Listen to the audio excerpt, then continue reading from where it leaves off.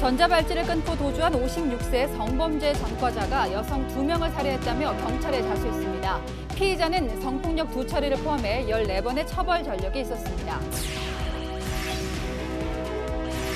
아프간에 있는 이슬람 무장단체인 IS에 대해 바이든 대통령이 승인 없이 타격할 수 있는 전권을 미 국방부에 부여했습니다. 카불 공항 테러의 보복으로 IS-K를 공습했을 때 미국이 이른바 닌자 미사일을 사용한 것으로 알려졌습니다.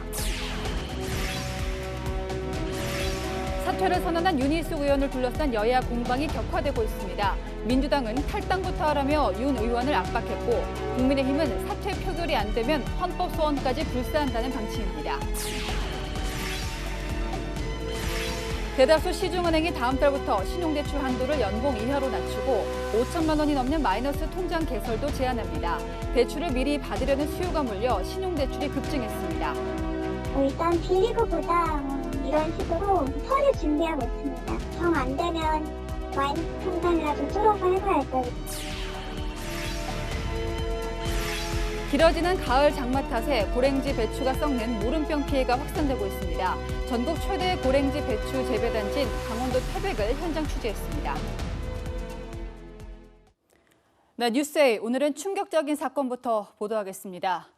전자발찌를 끊고 도주했던 한 50대 남성이 오늘 아침 경찰서에 자수했는데요. 곧바로 끔찍한 범죄가 드러났습니다. 전자발찌를 끊기 전에는 40대 여성을, 또 경찰서에 오기 전에는 50대 여성을 살해했다고 자백한 겁니다. 심지어 50대 여성의 시신은 경찰서로 오는 차 안에 그대로 실려 있었습니다. 먼저 여현교 기자입니다. 무채색 옷을 입은 남성이 천천히 걸어갑니다. 5분 뒤 다시 나타난 남성은 왔던 길로 돌아가나 싶더니 1분도 안 돼 다시 돌아와 서울역 쪽으로 유유히 사라집니다. 몇 분 뒤 경찰들도 남성이 지나간 길 주변을 수색합니다. 경찰이 추적하는 남성은 그제 서울 송파구에서 전자발찌를 끊고 달아난 56살 강모 씨.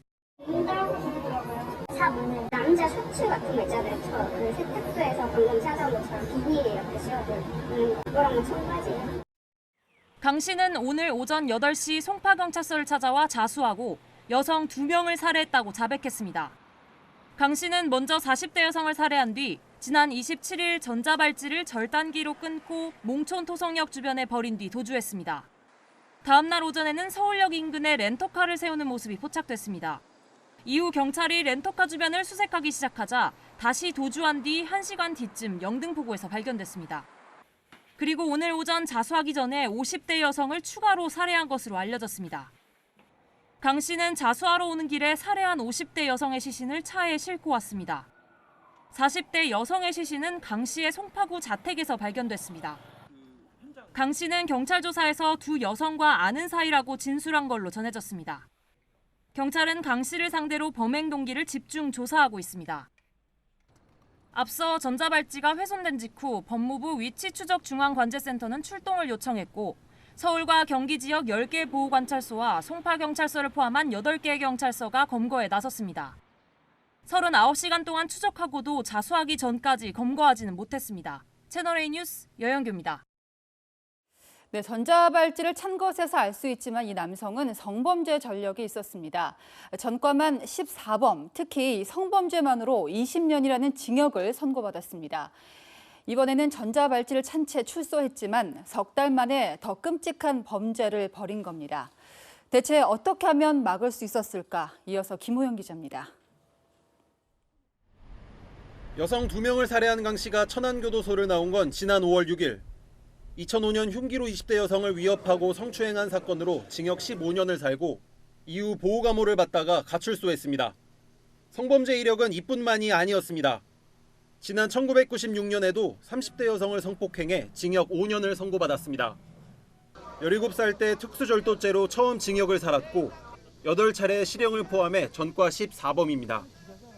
전자발찌를 차고 가출소한 뒤 서울의 고시원에서 한 달 정도 살았는데 고시원 관계자에게 전자발찌를 보여주기도 했습니다. 보여주면서 이거 봐요, 이렇게 빨갛게 돼가지고 잠도 한쪽으로 못 잔다고 그러더라고. 이게 쪼이니까 이게 여기가 빨갛게 되잖아요. 강 씨는 출소 뒤 법무부가 알선해준 화장품 판매 일을 해왔습니다. 그 화장품 한다고 하더라고요. 근데 뭐 발로 주름이 쫙 퍼진 데는 어쩐 데는 나한테도 차라는 식으로 얘기해서 남성은 2차례나 성범죄를 저질렀지만 성범죄 알림이 사이트 신상공개 대상은 아니었습니다.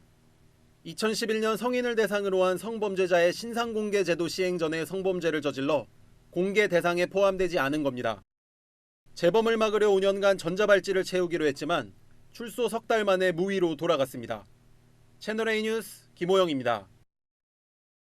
네, 사회부 이은우 기자와 함께 더 자세히 알아보겠습니다. 자, 이 기자 지금 여성 2명을 살해했는데 우발적인 게 아니라 계획 범죄를 의심받고 있다고요? 네, 그렇습니다. 이 범행 뒤에 경찰과 법무부의 추적을 따돌리려고 했던 정황이 속속 드러나고 있는 건데요. 예. 강 씨는 우선 범행과 도피 중에 수시로 이동 수단을 바꿨습니다. 이틀 전에 전자발찌를 끄는 직후엔 렌터카를 사용해서 이동을 했고요. 강 씨를 추적한 경찰이 어제 이 렌터카를 발견했을 때 강 씨는 이미 렌터카를 버리고 버스 등의 대중교통을 이용해서 다른 장소로 이동한 뒤였습니다. 경찰은 강 씨의 휴대전화 신호등을 단서로 이 동선을 추적했지만 예. 타고 있던 버스의 휴대전화를 버리고 내리는 방법으로 추적을 따돌리려 했습니다. 50대 여성을 살해하고는 시신을 차량에 싣고 경찰에 자수하러 왔는데 처음 도주 때 썼던 렌터카와는 또 다른 차량이었습니다. 예. 강 씨는 불과 이틀 새 끊임없이 위치를 이동했는데요. 서울 신촌동, 그리고 서울역, 영등포 등 서울 동남부와 강북, 다시 서남부 등으로 계속 옮겨 다녔습니다. 네. 자, 그런데 범행 일주일 전에는 외출 제한 명령을 받기도 했다고요?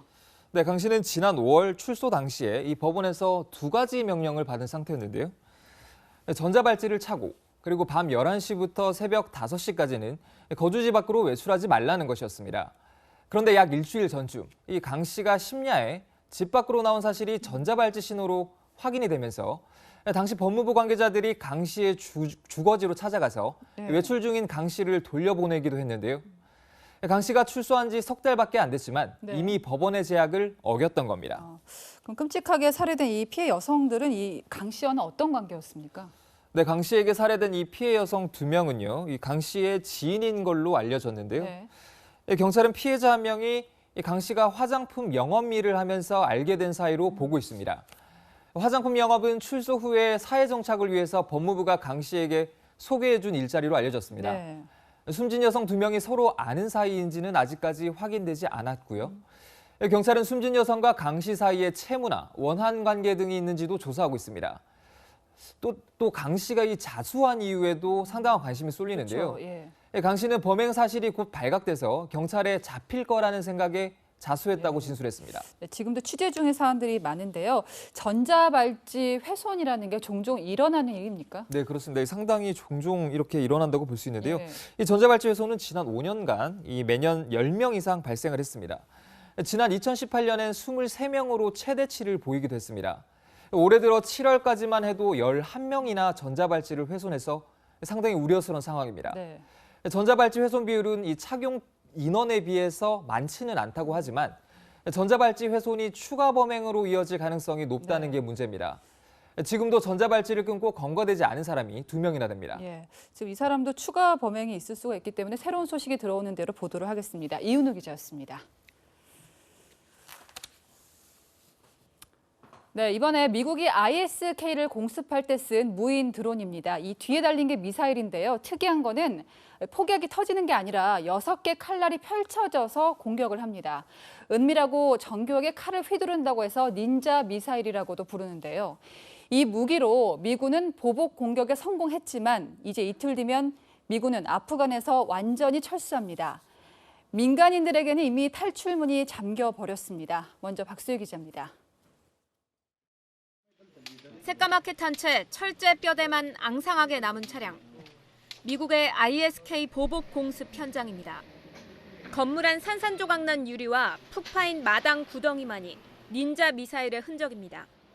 미군이 이번 드론 공습에서 사용한 변형 헬파이어 미사일은 표적에 충돌하기 직전 6개의 칼날이 펼쳐지는 R9X 미사일입니다. 폭발이 없어 부수적 피해 없이 표적만 처리할 수 있습니다. 바이든 미국 대통령은 이번 공습이 마지막이 아니라고 밝혔습니다. 현지 시간 28일에는 성명을 통해 극악무도한 공격에 연루된 이들은 누구든 추적해 대가를 치르게 하겠다고 다시 한번 강조했습니다. 또 미 국방부에 아프간 내 ISK 타격 정권도 부여한 것으로 알려졌습니다.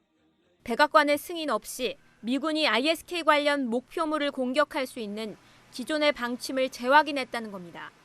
아프간 현지 미군 지휘관들로부터 또 다른 테러 경고가 나오면서 사전 차단에 나선 것으로 풀이됩니다. 여전히 아프간에는 미국 시민 350명이 남아있고 카불 공항 안에도 1000명의 민간인이 머물고 있습니다. I think our focus right now is on doing everything we can to get the remaining American citizens who want to depart out of the country. 영국과 스페인군은 지난 27일 이미 철수한 가운데 미군 철군까지 남은 시간은 앞으로 이틀. 미군은 내일과 모레 병력 장비 철수에 총력을 다할 예정이어서 사실상 민간인 탈출은 막바지에 이른 상황입니다. 채널A 뉴스 박수유입니다. 네, 전쟁 통해서도 새 생명은 태어나는 법이죠. 이번에는 막 오른 피난길, 비행기 안에서 태어난 아기에게 축복과 위로가 쏟아졌습니다. 하지만 탈레반이 장악한 아프간, 남겨진 사람들의 미래는 암담합니다. 정다은 기자입니다. 승무원이 한 여성에게 갓 태어난 아기를 안겨줍니다. 아프가니스탄을 탈출해 영국으로 향하던 상공에서 여자아이가 태어난 겁니다. Gerekli müdahale tüm ekibim tarafından yapıldı ve sonuç olarak sağlıklı bir şekilde güzel bir doğum gerçekleşti ve çok güzel bir bebeğimiz oldu. 이 여객기는 쿠웨이트에 비상 착륙해 산모와 아이의 건강 상태를 살핀 뒤 영국까지 무사히 도착했습니다. 아프간을 벗어나 새 희망을 찾는 사람들과 달리 남겨진 아프간인들은 망가진 경제 시스템으로 고통받고 있습니다. 며칠 사이 생필품 가격은 최대 20%까지 치솟았고 사업 자금이 묶이면서 경제 활동 자체가 중단됐습니다. 탈레반의 돈줄을 죄기 위한 외화 유통 금지로 은행과 환전소가 모두 문을 닫았습니다. 은행에 돈이 있어도 현금을 찾을 수 없다는 겁니다. 당장 다음 달부터 식량이 바닥날 거란 우려도 나옵니다. The food security and nutrition situation in Afghanistan is quite dire and continues to worsen with each passing day. 1 in 3 Afghans are acutely food insecure today. 아프간 인구 절반이 구호 식량에 의존하는데 민항기 착륙이 막히면서 구호 물품도 끊겼습니다. 엎친 데 덮친 격으로 극심한 가뭄까지 겹친 상황. The country is grappling with its second drought in as little as 3 years. It's the driest year in 30 years. 아프간 국민들은 극심한 경제난에 시달리고 있습니다. 그러나 탈레반은 미군이 떠나면 금세 아프간을 통제할 수 있다며 내각 구성 발표를 준비하고 있습니다. 채널A 뉴스 정다은입니다. 네, 앞서 보신 대로 미군이 지키는 공항에 도착하느냐가 이번 아프간 탈출의 관건이었죠. 400명 가까이 구해낸 우리와 500명 중에서 단 1명밖에 못 구한 일본. 이 디테일의 차이가 생사를 갈랐습니다. 도쿄 김범석 특파원입니다. 일본 정부는 카불 함락 일주일 만에 자위대 수송기 3대, 정부 전용기 1대 등 총 4대의 비행기를 아프간에 보냈습니다. 현지에 남아있는 일본인 및 아프간인과 그 가족 등 500명을 구조하기 위해서입니다. 하지만 비행기에 오른 사람은 50대 일본인 통신원 단 1명이었습니다. 수송기는 활주로에 대기했지만 탈레반이 공항로를 차단해 현지인들이 도착하지 못한 겁니다. ですとか今退避されている場所から空港までの間の安全というのが自衛隊では確保しなくてはいいということになります。カブール空港までこれは各自で確保していただくしか仕方ないところであります。 우리 정부가 버스를 동원해 공항 이송 작전을 펼쳤던 것과는 대조적입니다. 일본 정부는 뒤늦게 한국을 따라 버스 이동 작전을 준비했지만 카불 공항 폭탄 테러로 이마저도 무산됐습니다. 情勢は流動的であり予断を許さない状況にありますが、米国等の関係国とも連携し 카불 주재 일본 대사관 직원 12명이 영국군의 지원을 받아 먼저 아랍에미리트 두바이로 피신한 것도 졸속 대응이라는 비판이 나옵니다. 일본 일각에선 자위대가 자국민 보호가 아닌 목적으로 위험 지역에 들어갈 수 없다며 이번 기회에 평화헌법을 수정해야 한다고도 주장합니다. 하지만 코로나19 대응 실패에 이어 남미 이송작전까지 실패로 돌아가면서 매뉴얼의 나라 일본의 위기 대응 능력이 도마 위에 올랐습니다. 도쿄에서 채널A 뉴스 김범석입니다. 네, 부친이 부동산 투기를 했다는 의혹이 제기되면서 의원직 사퇴를 선언한 국민의힘 윤희숙 의원. 사퇴쇼라고 주장하는 민주당이 반대하면서 원해도 사퇴를 못할 상황입니다. 급기야 윤 의원 측은 사퇴를 막으면 헌법 소원을 낼 수도 있다고 밝혔습니다. 이다혜 기자입니다. 국민의힘은 당론으로 내일 본회의에 윤희숙 의원 사퇴안을 상정해 줄 것을 요구하고 있습니다. 하지만 더불어민주당은 사퇴안이 본회의에 올라오면 부결시키겠다는 방침을 재확인했습니다. 민주당 이용빈 대변인은 논란의 핵심은 사퇴 여부가 아니라 부동산 불법 투기 의혹이라며 탈당을 먼저 하고 조사 결과에 따라 정치 행보를 결정하라고 했습니다. 민주당은 윤 의원 사퇴안을 처리할 경우 역풍이 불 것을 우려하고 있습니다. 민주당 역시 권익위 조사에서 12명이 투기 의혹을 받았지만 비례대표인 윤미향, 양이원영 의원만 제명했을 뿐 나머지 10명은 당내에 그대로 있기 때문입니다. 사퇴서가 본회의에 상정된다면 윤 의원 사퇴쇼에 들러리로 동참하지 않겠습니다. 저는 윤 의원 사퇴안을 부결시키는데 저는 앞장서겠습니다.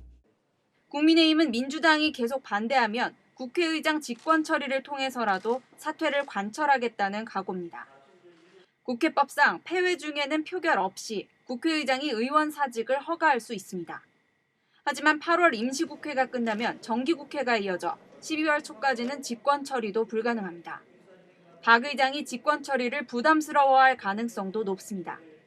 결국 윤 의원 측은 헌법 소원 제기를 마지막 카드로 검토 중입니다. 국민의힘 초선 모임을 주도하는 박수영 의원은 자기 직업을 결정할 수 있는 기본권 침해 소지가 있다며 헌법재판소에서 위헌 여부를 다툴 수 있을 것으로 보인다고 설명했습니다.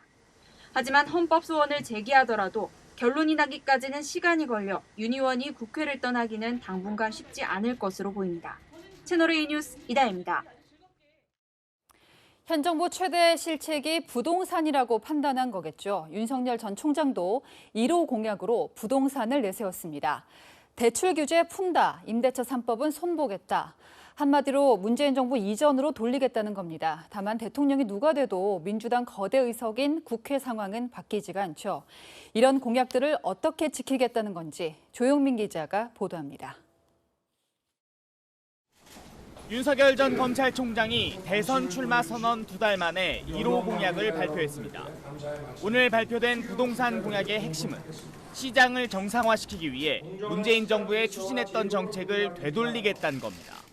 현 정부가 도입한 잘못된 규제와 세제를 정상화하여 원활한 거래와 주거 이동이 보장될 수 있도록 하겠습니다.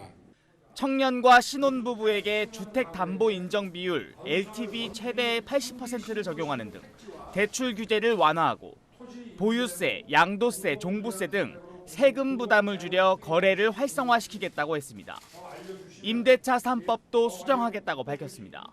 임대 기간이 2년에서 이제 4년으로 늘었는데 2년으로 돌아가되 시장의 혼란을 좀 줄이면서 임대 가격이 상승되지 않도록 협조하는 분들에게는 상응하는 세제상의 혜택을 준다든가.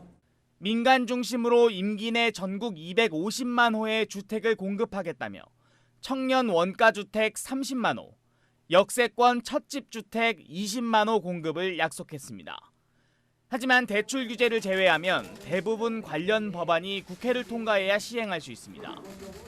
윤석열 캠프는 더불어민주당이 국회 의석 과반이긴 하지만 정권이 교체되면 여론 때문에라도 무작정 반대하지는 못할 것이라는 입장입니다. 국민의힘 후보들은 현 정부의 약점인 부동산 정책을 집중 공격하면서 관련 공약에 공을 들이고 있습니다.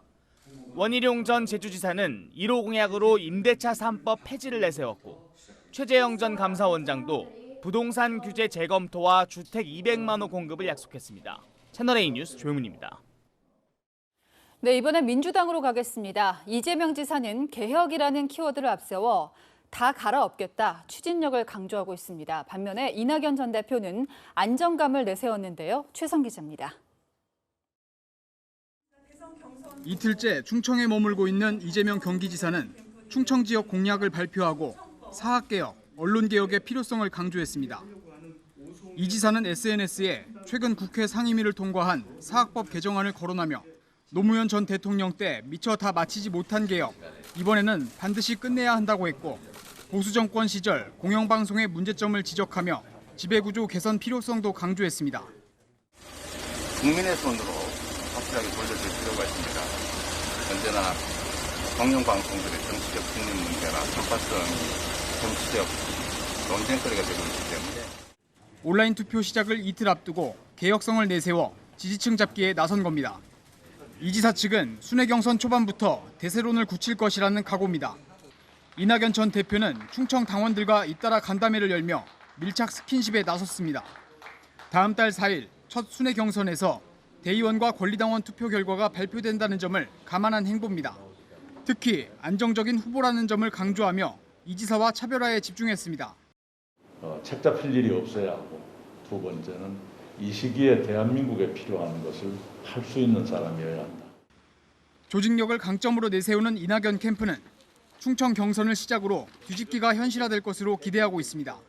충청에서의 대의원과 권리당원의 투표는 거의 오차 범위 내에서 붙을 가능성이 높다 이렇게 생각하고 있고 민주당 순회 경선은 다음 달 4일 대전 충남에서 시작해 10월 10일 서울에서 마무리됩니다. 채널A 뉴스 최선입니다.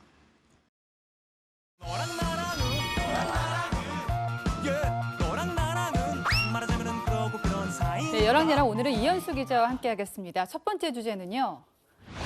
네, 지금 이재명 경기지사, 윤석열 전 검찰총장 여야에서 각각 1등을 기록하고 있는데 이분들을 애태우는 게 있죠. 네, 두 후보 모두 20대 지지율이 상대적으로 낮아서 고민입니다. 20대. 네, 최근 여론조사를 한번 살펴보면요.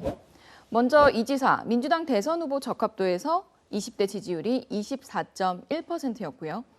윤 전 총장은 보수 야권 대선 후보 적합도에서 20대에게 18.4%의 지지를 받아 홍준표 의원에게 뒤졌습니다.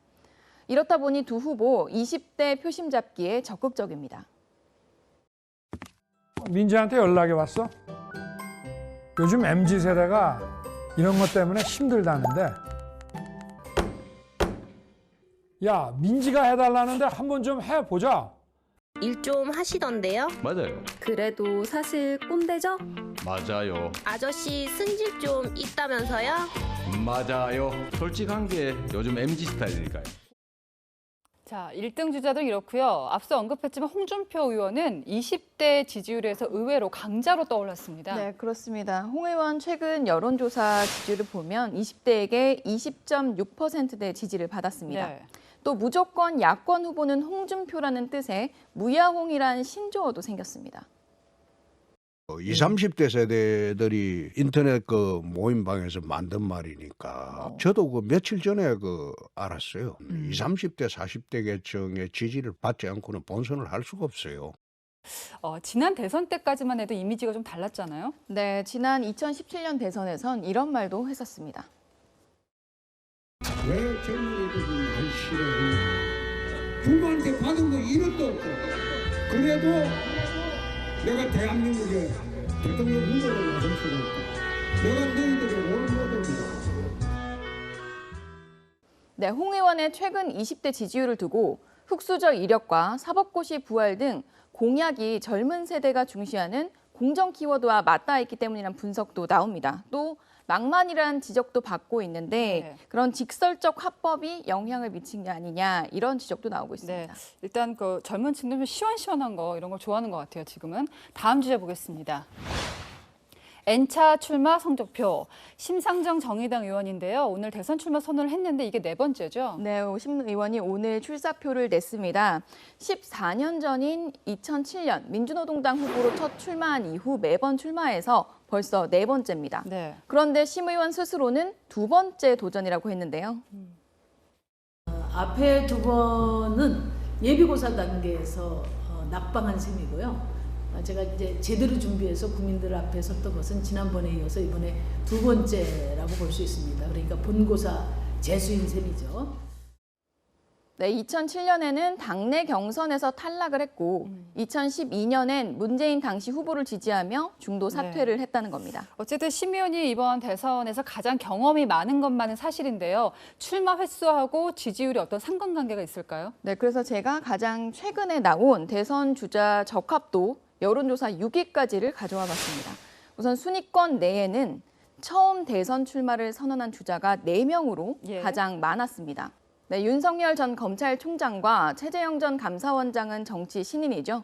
이낙연 전 대표와 추미애 전 장관도 첫 대선 출마입니다. 이재명 경기지사는 지난 대선에 이어 2번째, 홍준표 의원은 3번째입니다. 그러니까 뉴페이스 첫 도전하는 주자들이 순위권에 많군요. 아무래도 국민들에게 좀 신선한 이미지를 주기 때문인 것 같은데요. 그런데 역대 대선 결과를 보면 첫 도전의 대통령이 된 경우는 이명박 전 대통령 정도였고요.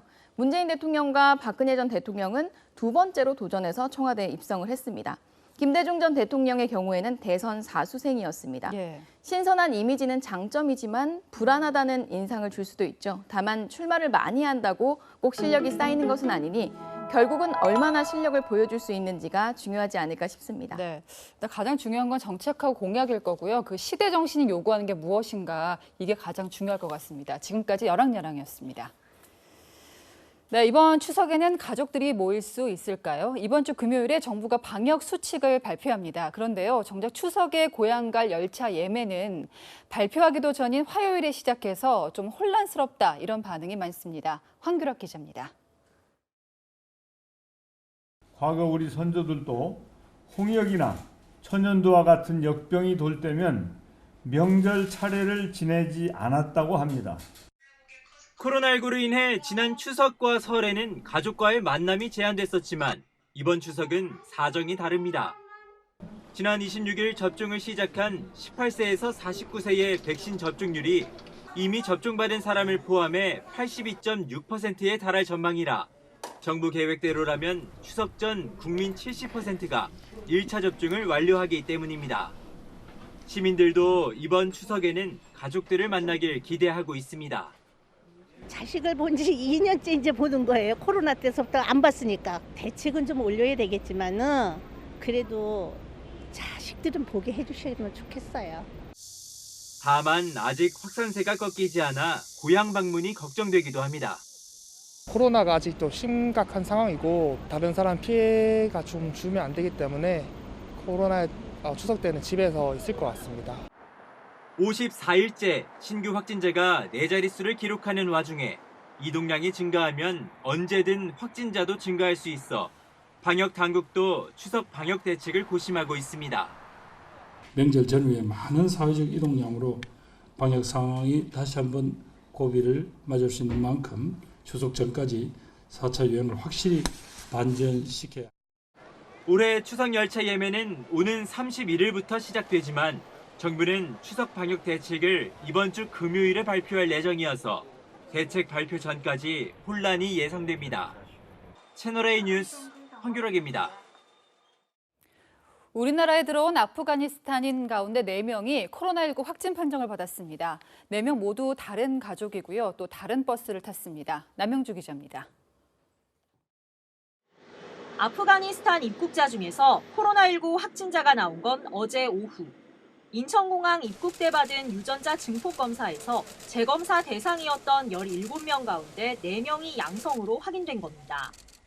17명은 판정값이 경계선상에 있어 미결정으로 확인되었습니다. 미결정자를 포함한 377명 전원이 이번에 이곳에 입소하며 확진자는 10살 남자아이와 11살 여자아이, 성인 2명으로 모두 다른 가족입니다. 보건당국은 확진자 4명과 어린이 확진자 보호자 2명, 성인 여성 확진자의 젖먹이 아이 1명 등 7명을 천안생활치료센터로 옮겼습니다. 확진자들은 모두 경증으로 진천 국가공무원 인재개발원 입소 당시나 격리 중 발열 증상 등은 없었습니다. 문제는 추가 감염자 발생 가능성입니다. 확진자들은 중간 기착지인 이슬라마바드에서 같은 비행기를 타고 왔고 입국 뒤에도 버스에 나눠 타고 진천으로 함께 이동했습니다. 현재까지 확진자가 탔던 버스는 총 4대로 확인됐습니다. 보건당국은 확진자 가족 전원을 상대로 코로나 검사를 진행 중입니다. 입국자들이 머물고 있는 숙소를 소독하는 등 방역 조치도 취했습니다. 확진자 가족의 검사 결과는 내일 나올 예정입니다. 확진자 가족 옆방을 썼거나 버스에서 가까운 자리에 앉았던 다른 입국자들은 질병관리청 소견에 따라 추가로 코로나 검사를 받지는 않았습니다. 채널A 뉴스 남영주입니다. 다음 달부터 연소득만큼만 신용대출을 받을 수 있습니다. 또 마이너스 통장은 아예 5천만 원까지만 뚫을 수가 있는데요. 대출 막차가 떠난다는 조바심 때문에 단 일주일 만에 신용대출이 3조 원이나 늘었습니다. 안건우 기자입니다. 이번 대출 규제의 키워드는 연봉 이내와 5천만 원. 앞으로 신용대출 이용자들은 연봉을 넘어선 수준의 신용대출을 받을 수 없게 되고 마이너스 통장도 한도가 5천만 원을 넘어가면 개설할 수 없습니다. 시행 시점은 은행마다 다르지만 다음 달 중순쯤이면 대다수 은행이 규제에 들어갈 전망입니다. 특히 5대 시중은행 가운데 4곳이 마이너스 통장 규제를 시행하고 있거나 시행에 합류할 예정이어서 내 집 마련에 나섰거나 급하게 돈 쓸 일이 생긴 사람들의 마음도 급해졌습니다. 신용대출도 한도가 줄었다고 해서 일단 빌리고 보자 이런 식으로 서류 준비하고 있습니다. 정 안 되면 마이너스 통장이라도 뚫어서 해봐야죠. 일단 살고 봐야 되니까. 이런 움직임은 숫자로 감지됩니다. 일주일 새 늘어난 신용대출 잔액은 2조 8,800억 원, 6배 넘게 불어났고 그중에서도 마이너스 통장은 2조 6,900억 원 늘어 8배 가까이 급증했습니다. 전문가들은 가계부채 관리 필요성에 대해선 공감하지만 접근 방법은 달라야 한다고 조언합니다. 금리를 통한 제어가 아니라 가계대출 자체를 중지시키는 쪽으로 이동해서는 곤란하고요. 소득과 신용 정도에 따라 개별적으로 접근해 나가는 것이 보다 필요할 것으로 생각됩니다. 정부는 대출 중단이 시장 전반에 확산될 가능성은 낮다고 장담하지만 어떻게든 대출을 받아야 하는 사람들의 불안은 커지고 있습니다. 채널A 뉴스 안건우입니다. 네, 강원도 태백입니다. 고랭지 배추로 유명한 곳인데요. 요즘에 농민들 시름이 깊습니다. 애지중지 기른 배추가 밭에서 속부터 썩어가기 때문입니다. 그런데요, 이 배추값은 오히려 폭락했습니다. 어떻게 된 일인지 강경모 기자가 현장에 다녀왔습니다. 바람의 언덕으로 유명한 해발 700m 태백 고랭지 배추 재배단지. 잎이 누렇게 변한 배추가 포기째 널브러져 있고 썩은 냄새가 진동합니다. 겉으로 보기엔 멀쩡해 보이는 배추도 속을 들여다보면 누렇게 썩어가고 있습니다. 한 달 내내 비가 내려 배추가 썩어가자 아예 수확을 포기한 겁니다. 이달 들어 태백엔 23일간 비가 내렸고 기온도 평년보다 1도가량 낮았습니다. 잦은 비 때문에 악취가 나면서 흐물흐물해져 썩는 무름병 피해가 생긴 겁니다. 피해 면적만 전체 재배 면적의 20%인 91헥타르, 축구장 127개 규모입니다. 배추 생산량이 줄었지만 가격은 큰 폭으로 하락했습니다. 코로나19 여파로 학교 같은 대형 소비처의 수요가 줄었기 때문입니다. 고랭지 배추 평균 도매 가격은 10kg당 10,000원도 못 미치는 수준으로 평년보다 절반 넘게 폭락했습니다. 배추 농사 60년 정도 되는데 그중에 최악인 것 같아요. 버리는 거죠. 상품성이 없다 보니까 또 설사 작업을 해도 누가 살 사람도 없고. 보상받을 길도 막막합니다. 농업재해대책법상 홍수나 호우는 재해에 포함되지만 장마는 해당되지 않기 때문입니다. 재해나 이런 쪽으로는 그렇게 대상이 안 되기 때문에 따로 특별히 지원하거나 그런 건 없습니다. 기상이변에 따른 가을 장마를 재해에 포함시켜야 한다는 목소리도 나옵니다.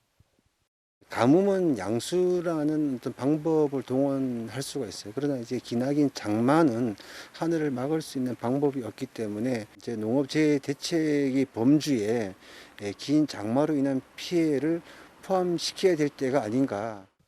잦은 비로 작황이 좋지 않은 데다 소비 위축으로 가격 폭락까지. 추석을 앞두고 농민들의 시름이 깊어지고 있습니다. 채널A 뉴스 강경모입니다.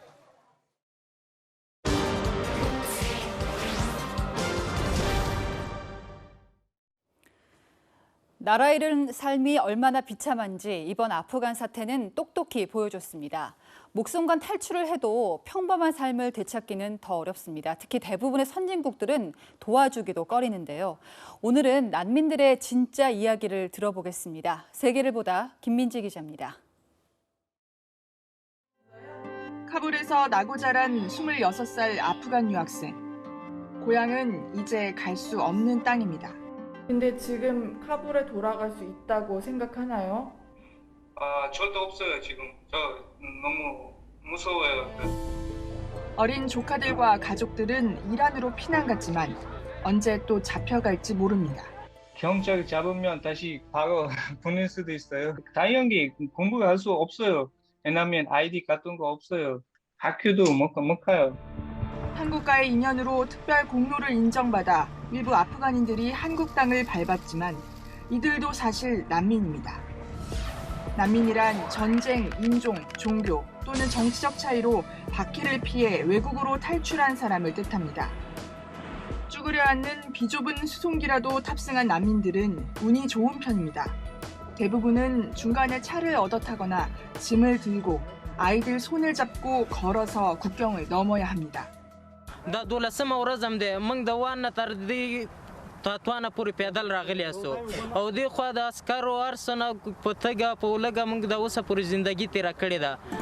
파키스탄이나 이란 등 주변국에 가장 많은데 올해만 100만 명의 추가 난민 가능성에 촉각을 곤두세우고 있습니다.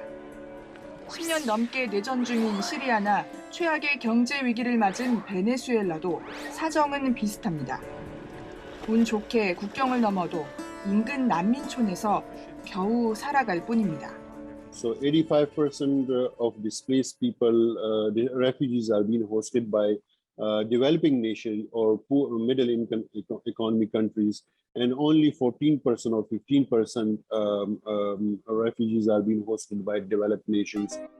선진국 중에선 독일이 난민 수용에 적극적이지만 터키는 늘어나는 범죄와 테러 위협에 장벽을 높이고 감시 카메라를 설치했습니다.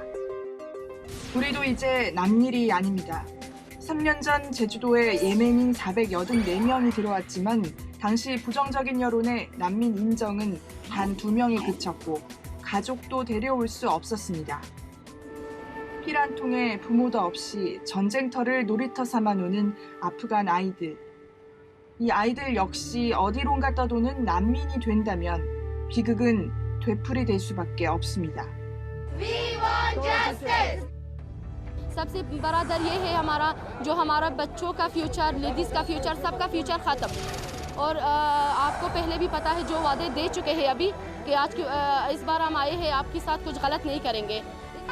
난민들은 자신을 전쟁의 희생자였고 지금은 불확실한 미래의 희생자라며 도움의 손길을 간절히 원하고 있습니다. 세계를 보다 김민지입니다. 네, 요즘 같을 때 결혼 날짜 잡은 분들 얼마나 답답할까 싶습니다. 거리두기 때문에 예식을 취소하거나 미루고 싶어도 위약금을 물어내야 하죠. 공정의 기준도 강제성이 없다니까 누구한테 호소해야 할까요? 박정서 기자가 들어봤습니다. 지난 5월로 예정된 결혼식을 9월로 한 차례 미뤘던 30대 예비 신부 김모 씨. 예식이 코앞으로 다가왔지만 거리두기는 오히려 봄보다 강화돼 답답한 심정입니다. 같은 구이지만 다른 홀에서 진행하시는 신랑 신부님들께서는 위약금을 100에서 600만 원 정도 내시고 변경하신 분들이 많이 계신 걸로 알고 있어요. 지역과 예식장마다 예식 연기가 가능한 횟수나 기간, 위약금 규모가 제각각이다 보니 분쟁도 덩달아 늘고 있습니다. 실제로 거리두기 4단계로 격상된 지난달부터 예식 서비스 관련 소비자 상담 건수는 갑자기 2~3배 급증해 매달 500건 이상 접수되고 있습니다.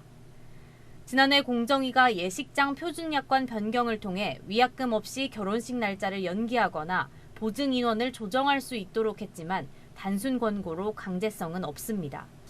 울며 겨자 먹기로 위약금을 낼 수밖에 없는 상황에 예비 부부들은 답답함을 토로합니다. 권고사항이다 보니까 법적 효력이나 신혼부부들이 직접적으로 낼 수 있는 목소리가 없고요. 그렇다고 코로나19로 매출이 급감하고 폐업까지 내몰리고 있는 예식업계에 무작정 책임을 떠넘길 수도 없는 상황. 예비 부부들은 하객들의 축하를 받으며 손해 덜 보고 예식할 수 있게 참석 인원 49명 제한이라도 99명인 종교시설 수준으로 풀어달라고 하소연합니다. 채널A 뉴스 박정서입니다. 8월의 마무리엔 비가 함께하겠고 곧 다가올 9월도 비로 시작되겠습니다. 현재 남부지방에 가을 장마 전선이 정체하고 있어서 남부에 비를 뿌리고 있는데요. 8월의 마지막 날인 모레까지 이어지겠습니다. 9월이 시작되면 중국에서 발생한 저기압이 중부지방을 통과하면서 많은 비를 뿌릴 전망입니다. 특히 강풍이 동반돼 철저한 대비가 필요하겠습니다. 내일은 아침부터 낮 사이에 남부 내륙에 최대 30mm의 비가 내리겠습니다. 오후부터 차차 그치겠지만 일부 영남 내륙엔 밤까지 오겠고요. 소나기는 내일 제주에 오후에 내리겠습니다. 내일 낮 기온 30도에 가까워서 조금 덥겠습니다. 특히 남부지방엔 비가 내리면서 후텁지근하겠습니다. 날씨였습니다. 네, 저는 다음 주말에 뵙겠습니다. 내일도 뉴스입니다.